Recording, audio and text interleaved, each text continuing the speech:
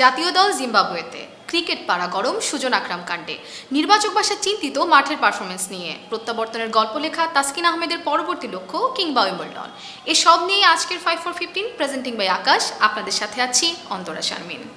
জাতীয় দল চলে গেছে জিম্বাবুয়ে, কিন্তু ক্রিকেট পাড়ার উত্তাপ কমেনি। সোমবার রাত ভোর কিংবা মঙ্গলবার বিসিবির দুই বড় কর্মকর্তা আকরাম সুজনের দূরত্বের ইস্যুতে এখনও গরম ক্রিকেট।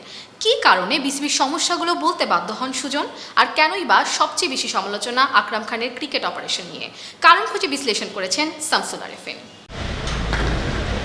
সোমবার সন্ধ্যা থেকে ভোররাত দেশের ক্রিকেট জেগেছিল। একদল ক্যামেরার চোখ ফাঁকি দিতে নানা ফন্দি ফিকির করেছে, অন্য দল দেশ ছেড়েছে ঘটা করেই তল্পিতল্পা নিয়ে। রাতের প্রথম প্রহর থেকেই শুরু করা যাক। আমি তো অপারেশনের ভাইস চেয়ারম্যান, বাট আমি আপনাদের থেকে পরে জানি যে আসলে এই দুইটা লোককে নিয়োগ করা হয়েছে, বাট আমাকে কেউ শেয়ারও করেনি। হয়তো আমি বাবলে ছিলাম বলে আমাকে কেউ ফোন, হয়তো বা বাবলে তো ফোন ছিল, হয়তো আমাকে জানানো হয়নি। সোমবার দুপুরে আকরাম খানের বিরুদ্ধে গলা ফাটিয়েছেন খালেদ মাহমুদ। গণমাধ্যম হয়ে সে প্রতিবাদ মুহূর্তেই পৌঁছে যায় বিসিবি সভাপতির কানে। সন্ধ্যা রাতে আকরাম সুজনের ডাক পড়ে বোর্ড প্রধানের গুলশানের বাড়িতে। লম্বা আলোচনা ফলপ্রসূ হয়েছে বলা যাচ্ছে না। গোপন সূত্রের খবর, বিসিবি সভাপতির সামনেই দুজনকে ভদ্রোচিত দোষারোপ করেছেন। যতদূর জানা যায় বৈঠকে সমস্যার কোনো সমাধান হয়নি। সমাধান যে হয়নি সেটা বের হয়ে যাওয়ার সময় দুই পরিচালকের গতিবিধি দেখেই বোঝা গেছে। বোর্ডকর্তার বাসা থেকে হেঁটে বেরিয়ে যাবার সময় গণমাধ্যমের সাথে কথা বলেননি সুজন। নিজের গাড়ি ছেড়ে অন্য আরেক গাড়িতে বেরিয়ে যেতে দেখা যায় আকরাম খানকে। ক্রিকেট ভক্তদের সামনে একটাই প্রশ্ন, আকরাম খানের বিরুদ্ধে সুজনের হঠাৎ ক্ষেপে ওঠার কারণ কি? কিছুদিন আগেই সাকিব মাশরাফিকে জোর গলায় বলতে শোনা গেছে খালেদ মাহমুদ ছাড়া দেশের ক্রিকেট নিয়ে পজিটিভ চিন্তা করার কেউ নেই। এবার দেখব ভোর রাতের বিমানবন্দর, টাইগারদের টেস্ট স্কোয়াডের জিম্বাবুয়ে যাত্রা। ঘুম চোখে নিয়ে প্লেনের জন্য টাইগারদের লম্বা বহর। নির্বাচক হিসেবে আব্দুর রাজ্জাকের প্রথম বিদেশ সফর। করোনা প্রোটোকল, বায়োবাবল ওসব ছাপিয়ে টাইগারদের কথা শুনতে কাছে ফেরার সুযোগ কমেছে প্রায় 2 বছর। কে কি লক্ষ্য নিয়ে যাচ্ছে সেটা খুব একটা জানা যাচ্ছে না। কাতারের দোহা হয়ে জিম্বাবুয়ের পথ। ডিপিএল শেষ করে টাইগাররা ভালো মুডেই ছিল, কিন্তু অপারেশনস চেয়ারম্যান আকরাম খান ও সুজনের মুখোমুখি অবস্থান কিছুটা হলেও নেতিবাচক প্রভাব পড়তেই পারে। নগরে আগুন লাগলে দেবালয় রক্ষা পায় না, সেটা তো বহুদিনের চর্চিত এক সত্য। শামসুল আরেফিন, অলরাউন্ডার। আকাশ নিয়ে এলো এন্টারটেনমেন্টে ভরপুর আকাশ লাইট প্লাস প্যাক। এতে আছে জি বাংলা, স্টার জলসা সহ জনপ্রিয় দেশি বিদেশি 26টিরও বেশি এইচডি চ্যানেল, সব মিলিয়ে 90টি, মাসে মাত্র 300 টাকায়। আজই চলে আসুন আকাশের ঝকঝকে টিভি দেখার নতুন দুনিয়ায়। ইয়াসির আলীর মতো শামীম সোহানরাও কি বেঞ্চ গরম করবেন, নাকি জিম্বাবুয়েতেও মাঠে নামার সুযোগ পাবেন? বাংলাদেশ ক্রিকেটে বেশ অনেক দিন ধরেই এই কাণ্ড। বেশ কয়েকজন ক্রিকেটার দলের সাথে থাকেন ঠিকই, কিন্তু মাঠে নামতে পারেন না। এই ইস্যুর পাশাপাশি জিম্বাবুয়েতে 3 ফরম্যাটের সম্ভাবনা আর ঝুঁকি, সব নিয়ে অলরাউন্ডারের সাথে আলোচনা করেছেন নির্বাচক হাবিবুল বাশার। শুনেছেন তাসওয়ান নাফি। ইয়াসির আলী রাব্বি 5 দিনের ক্রিকেটে 15 জনের স্কোয়াডে তার জায়গা হয় নিয়মিত, কিন্তু একাদশে খেলার সুযোগটা হয়ে ওঠে না। জিম্বাবুয়ে সিরিজেও আছেন টেস্টের 15 জনের স্কোয়াডে। রাব্বি জিম্বাবুয়ের বিপক্ষে একমাত্র টেস্টে একাদশে সুযোগ পাবেন কিনা সেটা নিয়েও আছে ধোঁয়াশা। টি-20 স্কোয়াডের নতুন মুখ শামীম পাটোয়ারি নিজের সামর্থ্যের পুরোটা দিয়ে সুযোগ হয়েছে জাতীয় দলের স্কোয়াডে। এখন প্রশ্ন উঠতেই পারে, 15 জন থেকে কি 11 জনে খেলতে পারবে শামীম, নাকি ইয়াসির আলীর মতোই সিরিজের পর সিরিজ দলের সাথেই থাকবেন? অলরাউন্ডারকে ব্যাখ্যাটা দিয়েছেন জাতীয় দলের নির্বাচক হাবিবুল বাশার সুমন। ওদের কিন্তু আস্তে আস্তে গড়ে তোলা হচ্ছে। আমাদের তো মূল কনসার্ন থেকে বেস্ট পসিবল উইনিং টিমটা বানানো, সেই জন্য হয়তো ওরা সমীকরণে আসছে না, বাট ওরা কিন্তু দলের সাথে সবসময় আছে। তো আমরা যাকে সুযোগ দিচ্ছি তাই কিন্তু যথেষ্ট সুযোগ দিতে চাই এবং তাকে দলের সাথে রেখে প্রস্তুত করছি। তো ডেফিনেটলি যখন সময় হবে, সুযোগ হবে, ওরা খেলবে। এবং যদি খেলতে না পারে, ওরা কিন্তু দলের সাথে থেকে, টিম ম্যানেজমেন্টের সাথে থেকে দলের ড্রেসিং রুমের সংস্কৃতি বোঝার চেষ্টা করছে, প্র্যাকটিস করার সুযোগটা পাচ্ছে। কারণ আপনি জানেন এখন এই কোভিড পরিস্থিতি আসলে দলের বাইরে গেলে কিছু করার সুযোগ থাকে না, খুব বেশি ম্যাচও খেলার সুযোগটা হয় না। আমার মনে হয় যে ওদের সামনে কিন্তু লম্বা ফিউচার পড়ে আছে। সো আমরা চাই যে যখনই খেলুক ওরা একদম যথেষ্ট প্রস্তুত হয়ে যথেষ্ট রেডি হয়ে আসুক। যারা নতুন দলে আসছেন তারা কিন্তু যদি এখনও খেলার সুযোগ না পান, ডেফিনেটলি ভবিষ্যতে খেলার সুযোগ পাবে। নিজেদের মাটিতে সব দলই শক্ত প্রতিপক্ষ, সেটা জিম্বাবুয়ে হলেও তাই।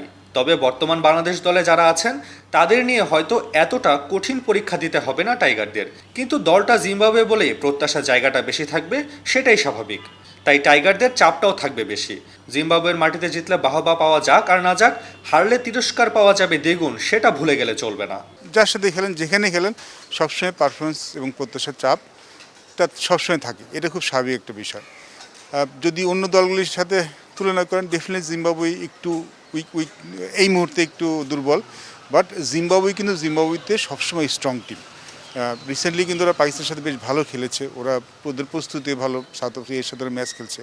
তো আমাদের ডেফিনেটলি আমাদের প্রত্যাশাতে ভালো কিছু করা, সবগুলি ম্যাচে জেতার চেষ্টা করা। বাট জিম্বাবুয়েতে আমার কাছে মনে হয় যে ভালো করতে হলে আমাদের সেরা খেলাটাই খেলতে হবে। এটা কিন্তু ঠিক এত সহজ কোনো ব্যাপার হবে না যে আমরা যাবো, খেলবো, চলে আসবো, ব্যাপারটা হবে না। সমীকরণটা যদি আমরা মেলাতে চাই, আমাদের বেস্ট ক্রিকেটটা খেলতে হবে। ডিপিএল শেষে একমাত্র টেস্টের জন্য নিজেদের ঝালিয়ে নেওয়ার তেমন সুযোগ পায়নি বাংলাদেশ, তাই জিম্বাবুয়ে পৌঁছে বিশ্রাম নিয়েই খেলবে 2 দিনের প্রস্তুতি ম্যাচ। টেস্টের পর ওয়ানডের আগেও রয়েছে প্রস্তুতি ম্যাচ। এছাড়া 3 ওয়ানডে জিতে ওয়ার্ল্ড কাপ সুপার লিগে 50 পয়েন্ট পেয়ে শীর্ষে থাকা বাংলাদেশের সামনে রয়েছে আরও 30 পয়েন্ট যোগ করার সুযোগ। জিম্বাবুয়ের মাটিতে এ পর্যন্ত মাত্র 2টি টি-20 খেলা বাংলাদেশের টি-20 সিরিজের আগে রাখা হয়নি কোনো প্র্যাকটিস ম্যাচ। টেস্ট ম্যাচটা সবচেয়ে বেশি গুরুত্বপূর্ণ, যেহেতু টেস্ট ম্যাচে শুরু করছি। টেস্ট ম্যাচটা যদি আমরা ভালো মতো সব কিছু আমাদের যায়, বাকি দুটি ফরম্যাট আমার মনে হয় না করে সমস্যা হবে। বাই দিস টাইম টিমটাও রেডি হয়ে যাবে, ওদের সাথে আমাদের অ্যাডজাস্ট হয়ে যাবে, উইকেটটার সাথেও যেহেতু একটু different condition, different wicket adjust হয়ে যাবে। তো যেহেতু টি-20 একদম শেষের দিয়ে খেলছে, আমার মনে হয় না খুব বেশি সমস্যা হবে আমাদের। Taswar Nafi, allrounder. Main concern অথবা এই মুহূর্তে খুব সহজে ঘরে বসে শপিং করতে চান? আপনার সেরা পছন্দ হতে পারে ইভ্যালি। অনলাইন শপিংয়ে সবচেয়ে এক্সাইটিং সব অফারগুলো এখন ইভ্যালিতে। আপনিও কেনাকাটায় আস্থা রাখুন ইভ্যালিতে। বোলিং কোচ ওটিস গিবসন তাসকিনের কোন বিষয়গুলো নিয়ে কাজ করছেন? গতি বাড়ানো নাকি সুইং ঠিক করাই লক্ষ্য? দুটোর কোনোটাই না, তাহলে কি? জানতে হলে দেখতে হবে। জিম্বাবুয়ে যাবার আগে নিজের বোলিং নিয়ে অলরাউন্ডারের সাথে খোলামেলা কথা বলেছেন তাসকিন আহমেদ। শুনেছেন দেব চৌধুরী। জিম্বাবুয়েতে 3 ফরম্যাটেই খেলা হবে এবং হোপফুলি আপনি 3 ফরম্যাটেই খেলবেন। কি মনে হয় যে জিম্বাবুয়ের এই সিরিজটা জিম্বাবুয়ের দল হিসেবে বাংলাদেশের চেয়ে অনেক বিলো, কিন্তু তাদের হোম কন্ডিশনে খেলা? না, আসলে আমাদের দল ওয়ার্ল্ডের মধ্যে অবশ্যই ভালো দল, মাশাআল্লাহ, আলহামদুলিল্লাহ, বাট আমাদের দল হিসাবে আমরা কখনোই কারো রিল্যাক্সভাবে নেই না, আমি যতদিন খেলেছি বা দেখেছি। আর রিল্যাক্স নেওয়ার অপশনও নাই, স্পেশালি অ্যাওয়ে সিরিজগুলোতে। কোনো সিরিজে রিল্যাক্স নেওয়ার অপশন নেই কোনো টিমটাই, কারণ প্রত্যেকটা ইন্টারন্যাশনাল টিমই হচ্ছে টাফ। আরও তো জিম্বাবুয়ের কন্ডিশনে জিম্বাবুয়ে অনেক টাফ অপোনেন্ট, যে কোনো বড় বড় দলকে তারা হারিয়েছে। সো আমাদের জন্য ইজি হবে না, আমাদের জন্য সেরা ক্রিকেটটা দিয়েই খেলতে হবে। তো ডেফিনেটলি আশা করছি আমরা যদি আমাদের সেরাটা দিই, ভালো করা সম্ভব হচ্ছে। জিম্বাবুয়েতে যাবার আগে আনফর্চুনেটলি আপনি ইনজুরিতে পড়েছেন। তার আগে প্রিমিয়ার লিগে মোটামুটি মোহামেডান হয়ে ভালো পারফর্ম করেছেন, সুপার লিগটা আপনি খেলতে পারেননি। তো সব মিলে আপনার যে প্রিপারেশনটা হয়েছে, সেই প্রিপারেশনটাকে আপনি কি সন্তুষ্ট? হ্যাঁ, আল্লাহর রহমতে আমি সন্তুষ্ট, বিকজ অফ আমার বোলিং ওয়ার্কলোড, বোলিং প্ল্যান, এগুলো সব ডাক্তার, ফিজিও এবং টিম ম্যানেজমেন্টের থেকে দেওয়া আছে। কারণ আমার লাস্ট কয়েক মাসের বোলিং ওয়ার্কলোড অনেক হাই, আমি এনাফ রেস্ট পাইনি। তো এই কয়েকদিনে আমি আমার ফিটনেসের ক্ষেত্রে আবার এনার্জি রিবিল্ড করার চেষ্টা করেছি, লাইক জিম, রানিং, অন্যান্য অ্যাক্টিভিটিসগুলো। বোলিং কিছু ড্রিল করছি, বাট ফুল রান আপে বোলিং আমাকে টিম থেকে বলা হয়েছে যে সেখানে যেয়ে আবার শুরু করতে, কারণ আমার বোলিং ওয়ার্কলোড অনেক হাই, এনাফ রেস্ট হয়নি। তো এটা একটা ভালো, হয়তো আনফর্চুনেটলি হাত ফেটেছে, বাট একদিক দিয়ে ভালো যে একটু রিকভারির সুযোগ হয়েছে আর একটু জিম ফিটনেস নিয়ে কাজ করার সুযোগ পেয়েছি। আপনার নতুন পেস বোলিং কোচ, খুব বেশি সময় তিনি আসেননি, ওটিস গিবসন, তিনি আপনার কোন বিষয়গুলো নিয়ে সবচেয়ে বেশি কাজ করেছেন বা করছেন? হ্যাঁ, আসলে আমাদের দেশীয় কোচ যারা আছেন তাদের আর ওটিস গিবসনের ভাষ্য, কথাবার্তা, থিওরি অলমোস্ট সবই সেম। হ্যাঁ, বাট ওটিস যেটা ফলো আপ করে, যে এটা আমাদের দেশি কোচরাও আমাকে সবসময় একই কথা বলেন, কিন্তু ওটিস যেটা ফলো আপ করার চেষ্টা করে যে আমার রিস্ক পজিশন, আমার রান আপটা স্মুথ থাকে, যাতে রিস্ক পজিশনটা, ফলো থ্রুটা যাতে ঠিক থাকে। সুজন স্যার, জাকি স্যার, তারাও সবসময় এক কথাই বলেন। তো এটাই আসলে আমি মানে বেসিক জিনিসটাই, তেমন মেজর কোনো চেঞ্জের কথা বলে নেই। আর এক্সিকিউট করাটা তো নিজের হাতে, এটা নিজের করতে হয়। মাঠে যখন খেলতে যাই আমরা। বাট ট্রেনিংয়ে আমার রিস্ট পজিশনটা অনেক ইম্পর্টেন্ট মনে করেন ওটিস, যে এটা তোমার ঠিক থাকতেই হবে, যেহেতু আমি হিট দ্য ডেক টাইপের বলার এবং সিমে বল করি।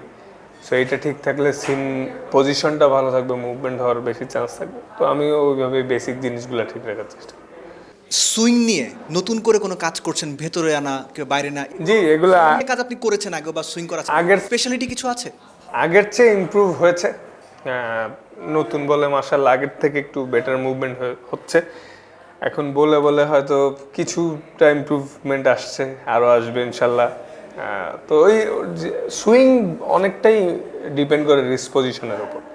তো এটাই যেটা বললাম যে wrist position, follow through, angle of the crease, এগুলো নিয়ে টুকটাক কাজ করে যাচ্ছে। তাসকিনের কথা তো শুনলেন, অনেক কথা আমরা বললাম। তাসকিনের স্বপ্ন তিনি প্রায় বলেন 150-এ বল করবেন, 147 পর্যন্ত উঠেছে, হায়েস্ট 48 উঠছে। হ্যাঁ, সো এক্সপেক্ট করি জিম্বাবুয়ে সফরেই তাসকিন 150 তুলবেন, তাই তো? নেক্সট সিরিজেই যে হবে এমন কিছু বলছি না, ইচ্ছার জায়গা যেদিন হয় আল্লাহ। আমরা তো আশাটা করতে পারি। আপনারা আশা করতেই পারেন, কিন্তু আমি জানি না নেক্সট সিরিজ হবে কিনা, বা 2 বছর পরে হইতে পারে, 1 বছর পরে হইতে পারে। নেক্সট সিরিজে আল্লাহ জানলে হইতেও পারে, বলা যায় না। So but you are mentally, physically সব দিক থেকে আপনি এখন প্রিপেয়ার্ড, বা ক্যারিয়ারের যে কোনো সময়ের তুলনায় ভালো একটা শেপে আছেন, এটাকে আমরা বলতে পারি? আলহামদুলিল্লাহ আগের থেকে better shape, but still long way to go. জি, থ্যাংক ইউ ভেরি মাচ।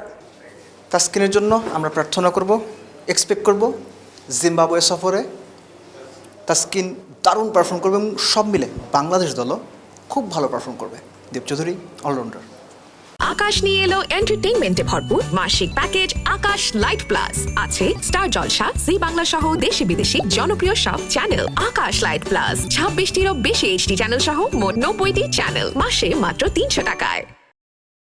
আপনি কি তানভীর ইসলামকে চেনেন? না চিনলেও ক্ষতি নেই, তবে ঢাকা প্রিমিয়ার লিগের পারফরমেন্সই তাকে এনেছে আলোচনায়। তবুও কেন আড়ালে বাঁহাতি এই স্পিনার? তবে কি পারফরমেন্সের চেয়েও গ্ল্যামারের মূল্যই বেশি? মাহারুষ প্রত্যয়ের রিপোর্ট। কতটা পথ হাঁটলে বলো পথিক হওয়া যায়? তানভীর ইসলাম কি সেটা জানেন? না জানলেও হয়তো ক্ষতি নাই। এখনো তানভীরের সামনে অনেকটা পথ বাকি, নিজেকে চেনানোর, প্রতিষ্ঠিত হওয়ার। তবুও আক্ষেপের কমতি থাকার কথা না।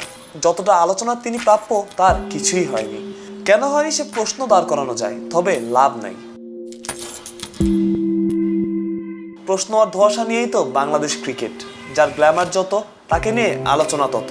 তানভীর আর আফসোস করে কী বা করবেন? ডিপিএল ছিল টি20 ফরম্যাট। তানভীর ইসলাম খেলেছেন শাইনপুকুরের হয়ে। ছোট দলের বড় তারকা না, ব্যাপারটা তেমনও না।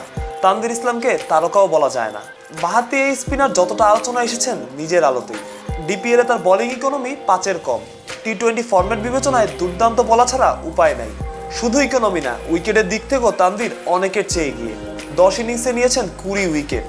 দল সুপার লিগ খেলতে পারেনি, তাই ম্যাচ কম। 10 ইনিংসে তানভীরের উইকেট 20। তানভীরের বড় শক্তি স্পট বোলিং, রান আটকে রেখে ব্যাটসম্যানকে চাপে ফেলার ক্ষমতা, পরে উইকেট তুলে নেয়া। তিনি প্রথমবার নজরে এসেছিলেন আয়ারল্যান্ড উডসের বিপক্ষে আনঅফিসিয়াল টেস্ট দিয়ে, তারপর শুধুই এগিয়ে চলা। সাকিব তাইজুল ছাড়া বাঁহাতি স্পিনে বাংলাদেশের ভরসার জায়গা কি? উত্তর কি আছে? না থাকারই কথা, তবে দেখে শুনে বলাই যায় তানভীর ইসলামের কাঁধে রাখা যেতে পারে ভরসার হাত। যদিও এখনো অনেক সময়ের অপেক্ষা। তানভীর ইসলামরা হারিয়ে না গেলে লাভ বাংলাদেশ ক্রিকেটের। মাহারুষ প্রত্যয়, অলরাউন্ডার। শুরু হয়েছে উইম্বলডন, তবে ইউরোর উত্তাপে ভাটা পড়েছে টেনিসের উত্তেজনা। প্রথম দিনে কঠিন চ্যালেঞ্জের মুখে পড়েছিলেন নোভাক জকোভিচ। সব ছাপিয়ে আপনার নজর টেনিসে থাকছে তো? সার্বিয়ার নোভাক জকোভিচের লড়াইটা ছিল ব্রিটিশ জ্যাক ড্রাপারের সাথে। প্রথম সেটে জকোভিচকে হারিয়ে সবাইকে চমকে দিয়েছিলেন জ্যাক ড্রাপার। দ্বিতীয় রাউন্ডে র্যাঙ্কিংয়ের শীর্ষ তারকা জকোভিচের সাথে পাত্তাই পায়নি ড্রাপার। সেন্টার কোর্টে সোমবারের ম্যাচটি জকোভিচ জিতেছেন 4-6, 6-1, 6-2, 6-2-এ। মেয়েদের এককে দ্বিতীয় রাউন্ডে উঠেছেন স্পেনের গার্বিনে মুগুরুসা এবং বেলারুশের আরিনা সাবালিয়েনকা। আকাশ প্রেজেন্স 5 for 15 আজকের মতো এ পর্যন্তই। অলরাউন্ডারের সাথেই থাকুন, হয়ে উঠুন অলরাউন্ডার।